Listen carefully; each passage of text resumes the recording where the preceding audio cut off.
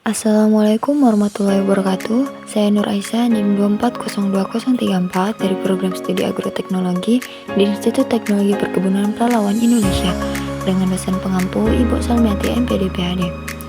Pada video kali ini saya akan membahas dari laporan praktikum tentang mengenal alat-alat BMKG di luar ruangan. Latar belakang agroklimatologi mempelajari hubungan antara faktor iklim dan aktivitas pertanian, termasuk bagaimana unsur-unsur iklim mempengaruhi pertumbuhan tanaman. Untuk memahami hal ini, diperlukan penguasaan terhadap alat-alat pengamatan cuaca yang digunakan oleh BMKG, seperti termometer, hygrometer, anemometer, dan penangkar hujan. Melalui praktikum di luar ruangan, mahasiswa dapat mengenal secara langsung fungsi dan cara kerja alat-alat tersebut sebagai dasar dalam analisis iklim pertanian. Tujuan dari praktikum ini ialah untuk mengetahui alat-alat yang ada di BMKG dan cara penggunaannya. Alat dan bahan yang digunakan antara lain ialah alat tulis, ARS, CSSR, AWS, panci uap, pengukur curah hujan observatorium, otomatik ARG, termometer tanah, high volume air sampler, dan sangkar meteorologi. Prosedur kerja dari praktikum ini ialah yang pertama, mahasiswa berkumpul di lokasi stasiun klimatologi atau area terbuka tempat alat-alat BMKG terpasang. Yang kedua, pihak BMKG memberikan penjelasan umum mengenai tujuan praktikum dan jenis-jenis alat pengamatan cuaca yang akan dikenalkan.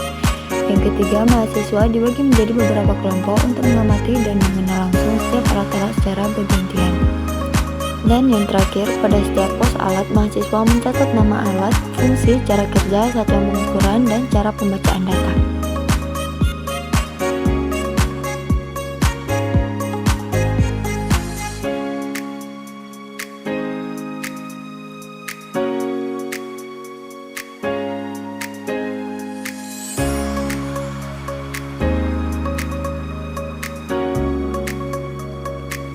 Pembahasan. Berdasarkan hasil pengamatan, diketahui bahwa setiap alat memiliki peran penting dalam memperoleh data klimatologis yang bermanfaat bagi analisis agroklimatologi. Yang pertama, alat seperti ARS dan pirometer eko digunakan untuk mengukur radiasi matahari yang masuk ke permukaan bumi. Radiasi ini sangat penting untuk proses fotosintesis tanaman dan perhitungan evapotranspirasi. Kedua alat ini bekerja secara otomatis dengan sensor radiasi dan hasilnya dinyatakan dalam watt per meter. Sementara itu, CSSR mencatat lama penyinaran matahari dengan metode manual menggunakan bola kaca dan kartu bakar. Meski bersifat konvensional, alat ini masih banyak digunakan di stasiun klimatologi karena akurasinya dalam menunjukkan jam cerah harian. AWS atau Automatic Weather Station merupakan alat yang paling lengkap karena mampu merekam berbagai parameter cuaca seperti suhu, tekanan udara, kelembapan, arah dan kecepatan angin, serta curah hujan secara digital dan otomatis. Ini menunjukkan kemajuan teknologi dalam monitoring cuaca yang real-time dan efisien. Dalam pengukuran evaporasi, alat yang diamati adalah panci uap. Memiliki prinsip kerja yaitu dengan mencatat penurunan permukaan air akibat penguapan. Alat oven pan dilengkapi tutup untuk mengurangi gangguan angin. Data evaporasi ini penting dalam menentukan kebutuhan irigasi tanaman. Selanjutnya, ombrometer manual atau alat pengukur curah hujan yang digunakan oleh BMKG. Alat ini berfungsi untuk mengukur jumlah curah hujan yang jatuh di suatu wilayah dalam periode tertentu. Cara kerjanya cukup sederhana. Air hujan yang turun akan tertampung dalam tabung pengukuran melalui corong.